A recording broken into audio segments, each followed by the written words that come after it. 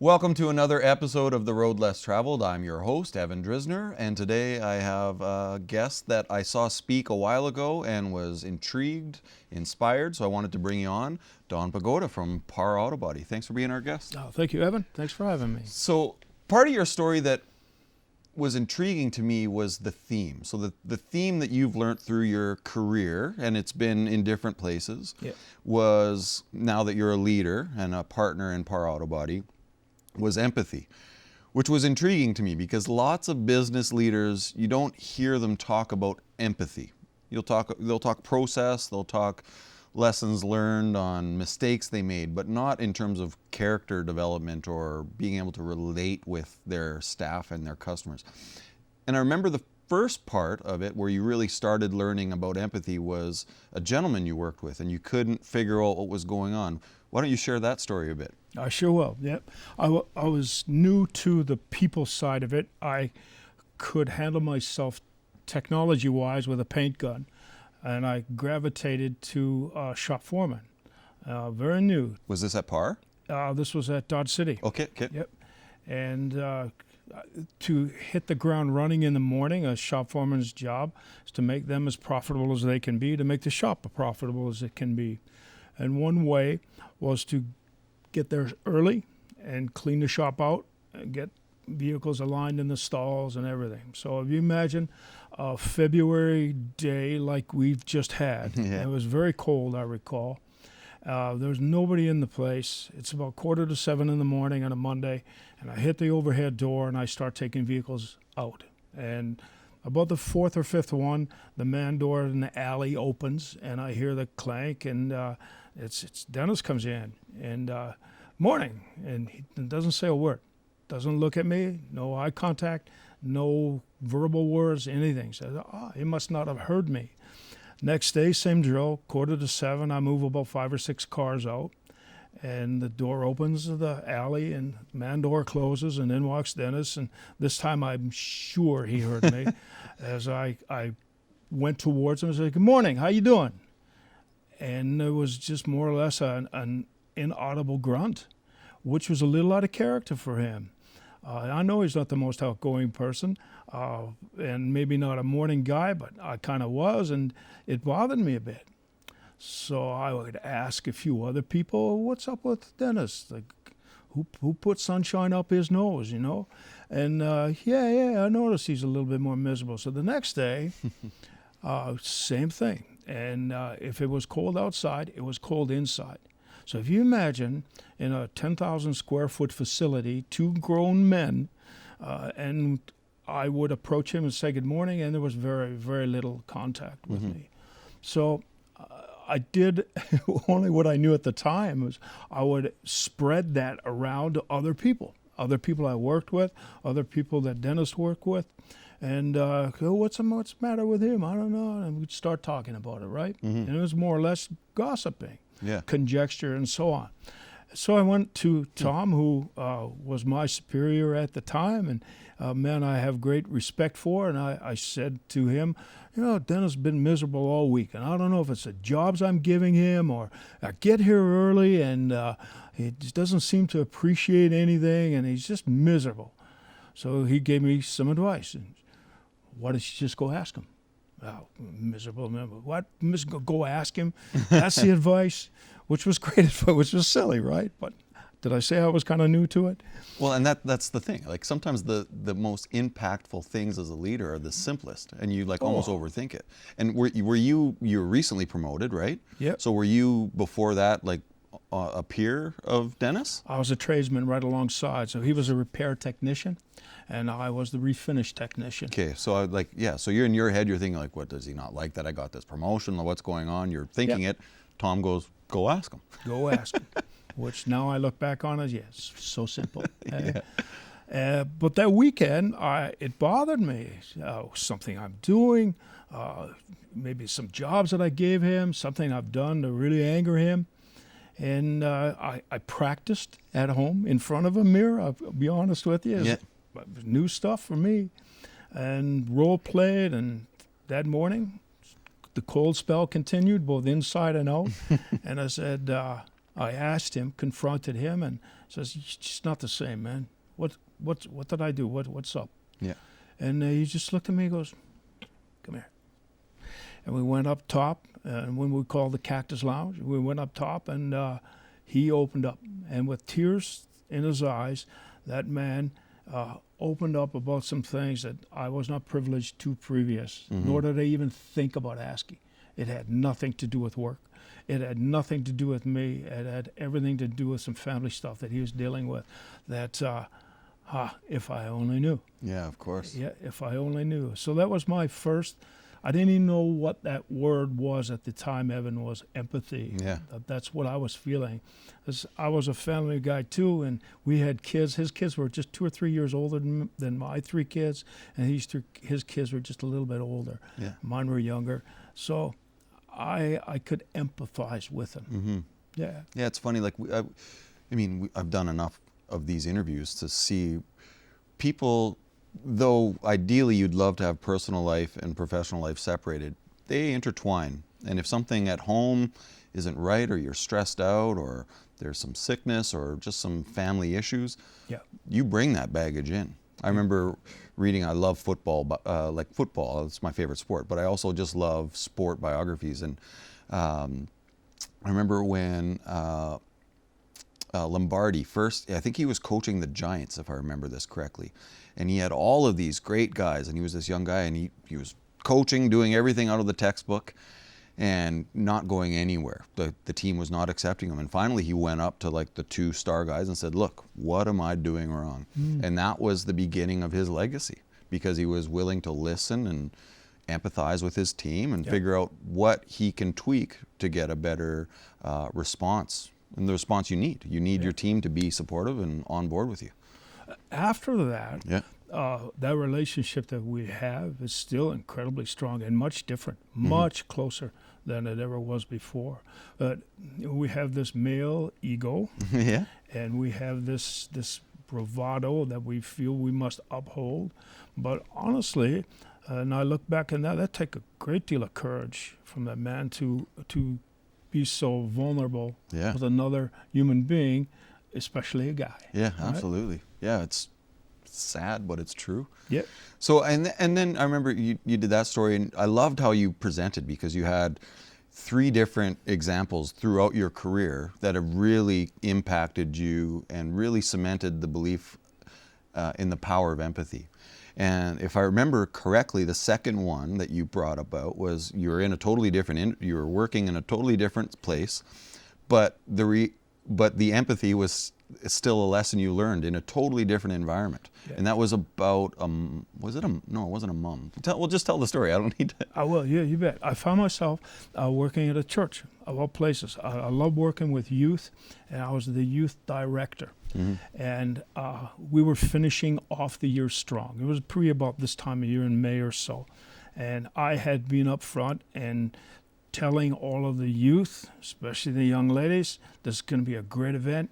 Dress up, tell all your friends. It's not inhibiting by any matter. It's just a friendly outreach that we're going to have. Lots of fun. And talked it up big, and we're going to do this and this and everything else. And it's something that we've done in the past there, so it wasn't out of ordinary. But towards that day that was coming, that we were to have that event, just circumstances happened that were kind of out of my control.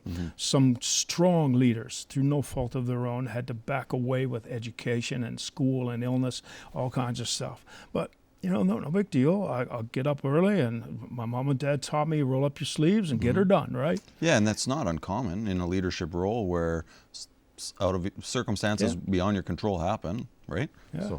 So it's 5 a.m, and I show up, and I open up the door, hit the code to the church, but before I do, I hear the car door slam behind me, and I walk in, and right behind there's another fella that I recognized. Now, we knew each other, not real well. I knew who he was. He knew who I was. And he followed me in. I said, "You all right?" Because he was visibly shaking. You could tell? Visibly Body language. shaking. So we walked in, and he confided with me. And I felt like a fish out of water with what he was sharing, and it had to do with it was a suicide attempt. He had just got off the highway after pulling back after being in the lane, and he was ready to cash it in. Yeah. He felt he thought better of it, got back into the lane, and it was just an hour previous to him coming to see me. Mm-hmm. And Evan, like I say, if I was a fish out of water, I really was. I'd never dealt with that before, but I just listened. That's all I could do. I didn't want to say anything because I wasn't sure. This is water that I have not swam in. Mm-hmm. So I listened, and I listened, and I listened. And he talked, and he talked a long time.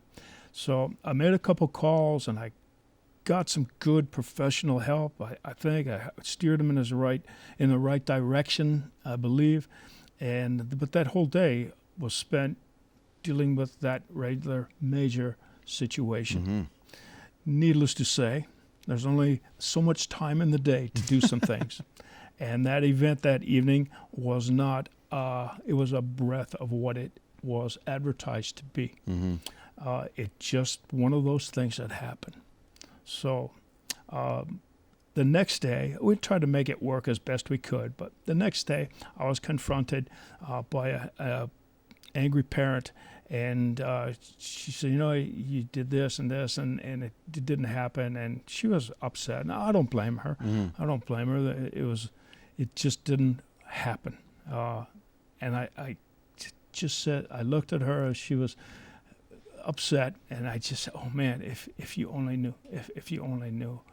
If you only knew. Mm-hmm. And I didn't want to say any much more than that. But that was, again, one of those moments where I'll never forget. If they only knew, and I put myself in that position. Of course. If I only knew when other people, Mm-hmm. And it was, it was just something that, when you say, how you doing? And then people say, good. I'm good. Yeah, I'm good. Yeah. But the fourth or fifth time, they say, yeah, I'm all right. Yeah. That is a cue, Yeah. I believe, to ask a little bit more deeper questions. Yeah. Well, it's always interesting because most people don't know the background. It's the saying, until you've lived in somebody else's shoes, right? Like, there's always something in the background. What's the saying? Be kind because everyone's fighting a battle. That's the idea, right? And sometimes when we're focusing on the right things, it can still be perceived by others that we focus on the wrong things. So, Don, we're going to take a quick commercial break. Yeah. And then we're going to come right back because I know you have even more stories that our listeners, our viewers are going to really enjoy. Oh, thank you. Yep.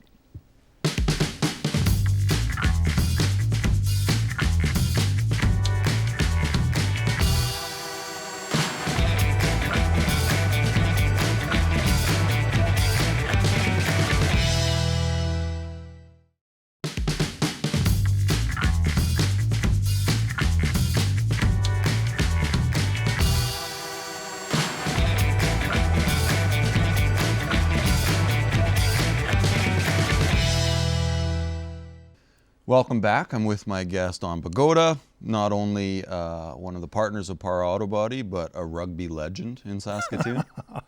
He's just sharing some stories of his career and his journey and lessons he's been learning and continues to learn, specifically focused on empathy.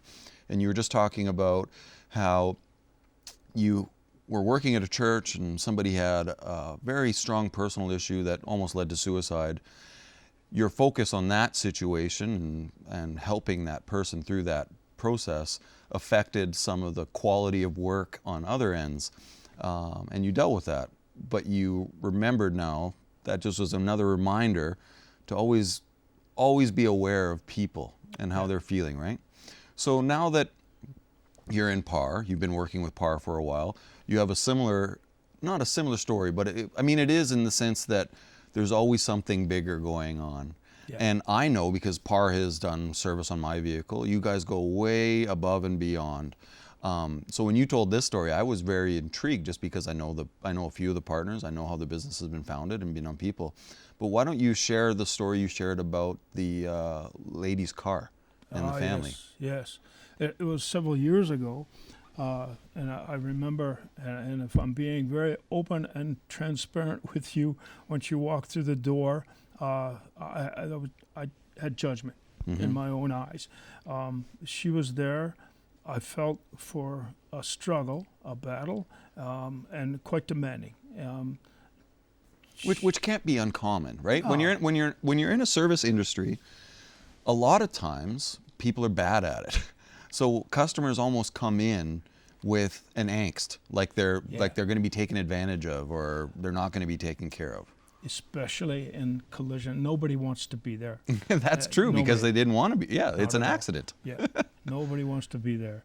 So when she came in, her phrase was, she kept referring back to, when will my vehicle be done? And I should have caught that a lot quicker. She continued to, we tried to explain the process and the procedures. Yeah. She was listening, but she really wasn't hearing. And again, I need to know when my vehicle is going to be done. We haven't really even started it yet, and I really cannot say because, but I need to know. Okay. And I took over the conversation and thinking I have the experience, right? So I took over the conversations, and the buttons that she was pushing, I was pushing back, which, again, it was a great reminder for me. Do not react, Don. You respond. Take a few breaths and respond. I took the customer on, and any calls or questions or anything I was to be paged. And I can't say that I alleviated much of the stress that she was feeling. I might have even added to it. But what I learned, it was huge. It was huge, monumental, and that word empathy. So after a while, she did calm down just a bit. And I called her and said, hey, guess what? I got good news. Your vehicle is done. And the boys and the girls at PAR, they did work a little bit later to help you out, because I know you needed your vehicle back. Yes. So I went and picked her up. And she didn't live too far from PAR. And I said, look, I got to apologize for anything that you may feel that we've messed up on. And it just happens. And she says, you don't understand. And then it's what I was feeling back at the church story, right? Yeah. She was feeling that you don't understand. And she says, I'm a foster. I have 2 foster kids, and I have a child of my own, and I don't have my vehicle. She had to dress all 3 kids to go to the bus stop to get 2 of the kids off, because her own child, was not old enough to go to school, but she had to dress all 3 to go there. Her mother was not well, and she just lost a brother, passed away. So she had a lot of life on her plate. She needed her vehicle. There is no question. And I felt that empathy. I could have fixed that so fast. I could have fixed that so fast. And as I said before, PAR would not have gone broke. Gosh, I would have paid out of my pocket had I have known, had I have asked a few more better questions.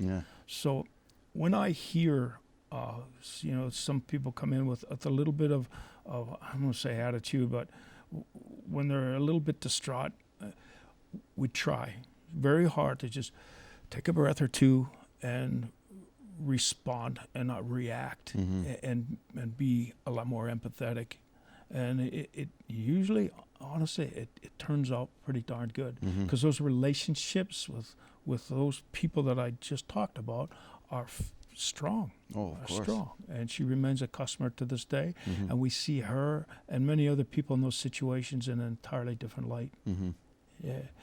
Brené Brown had a wonderful thing, because we get confused sometimes about sympathy and compassion and empathy. And I love what she had said was, let's say you're walking in the country and you see a big hole, and you hear, hey, I'm falling, and it's dark down here, and I've been trying to get out, and I'm overwhelmed, and I'm hungry. And sympathy and compassion is, oh man, that's too bad. It's really too bad. And it's not a bad thing. But empathy is, just a sec, I'll grab a ladder, I'll climb down with you. And I thought that was just a great thing. A really nice word picture for what empathy is. Absolutely. The ladder's key. Oh, yes. It's like we were just on holidays with a family, with friends of ours. Their kids are the same age. And my youngest, we were walking kind of a cliff going down to the ocean, and his flip-flop broke. So now he's down in the bottom of these rocks with a broken flip-flop, and he's like, "Dad, look at my flip-flop." And his best buddy takes his shoes off too, and they both walked up the hill, and I'm like, that's empathy.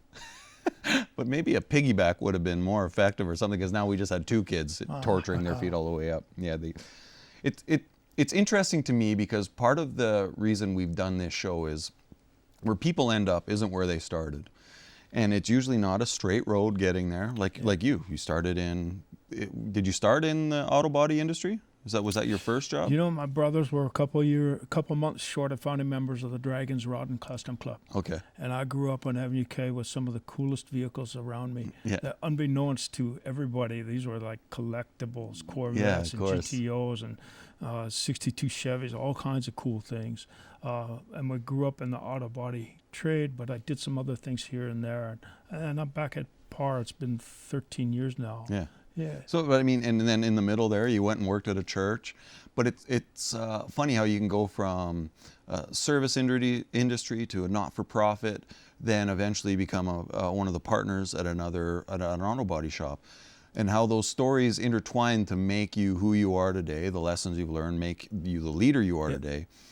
So now, Don, as present-day Don, how have these lessons affected you in your leadership with your team now and with your customers? Do you continue to learn? Or you feel like, no, I learned all the lessons I need to, and this is the leader I am? Oh gosh, you know the answer to that I already. do. Yeah, I do. Every day brings a challenge of, I had no idea, thanks for sharing that. That was brilliant. And then you must remain curious, I believe, to follow some of those things and not get down on yourself for things that you don't know, but pursue those things that you don't know. It's a fascinating world, fascinating. And those things that I learned back then and here, seemingly insignificant, become rather large things later in life. I was thinking how often in our trade is not notorious, but is known for training, collision repair, especially in the last half a decade or so. Training is huge, and we learn equipment and we learn policies and procedures for sure. But we always say, every seminar we go to, it's a people business. Yeah, of it's course. A people business. And not how little, but how sometimes insignificant, how that goes to the bottom of it when there's training, and yet it be people business. It's a people business. Yeah. We should spend, my personal opinion, much more time and resources on that people part of it. Yeah. So, with the theme of the stories was empathy. Now working with partners, I understand working with partners. How have you applied that life lesson, even not only with your staff, but within your partners? Because sometimes the biggest stress in a partnership is the partnership, because you have different ideas, different drivers. How have you applied that within your partnership? And do you feel like that's added a lot of value to the team? Or how you guys are making decisions or working together? My partners might think otherwise. I keep saying to myself, I don't have to be right all the time. And they've heard this many times, where that ownership team was 5 of us, like individual wires. And individual wires are awesome because they do this and this and this and this, and each have a function. But if you can keep those wires tight as a cable is a lot stronger than one wire.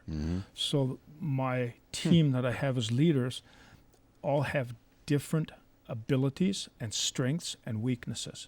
And we have gone with a great succession plan that we had, where we did the Myers-Briggs, and we know what our strengths and weaknesses are. And when Don is being done, I hope they sit back and say, whoa, okay, what's just him being who he is. Give him some time and he'll come around. And vice versa. I think we know each other rather well, and I think we're doing a much better job of not reacting so much and just sit back and respond a little bit. And I'll get back to you tomorrow. Yeah. I think that's very healthy. Yeah, there's not very many things that need to be answered right away. No, Especially not in really. our, like in my industry is similar, manufacturing. We're not, like, no one's going to live or die based on a decision we're going to make. And I really like that visual you said, like 5 cables, 5 wires. When you make a cable, that's much stronger. So I think at least what I'm taking away from this personally is that saying, you listen to understand. Was that natural for you, or do you feel like through your journey of hearing these things that's gotten much easier for you? I think the sum of all the experience that we've gone through and life lessons and some of the things that are not what we think are not pleasant at the time are just there for us to sharpen ourselves. As Danny Barrett from the Riders used to say, if it don't make you bitter, it'll make you better. Yeah. I love that. Yeah, that's true. And that's a great way to end. Yeah. Thank you, Don. Oh, it's my pleasure. Really great having you. I really love the stories, and it's just a great reminder to people focus. Be empathetic as leaders. Understand that we're all fighting a battle. Yeah, we are. So be kind. Thank you so much for being our guest. Oh, it's my pleasure. Thanks, Evan. Thank you for watching another episode of The Road Less Traveled. Make sure you stay tuned for other amazing shows on Shaw Spotlight and, of course, upcoming shows of The Road Less Traveled. I'm your host, Evan Drisner. Thanks for watching.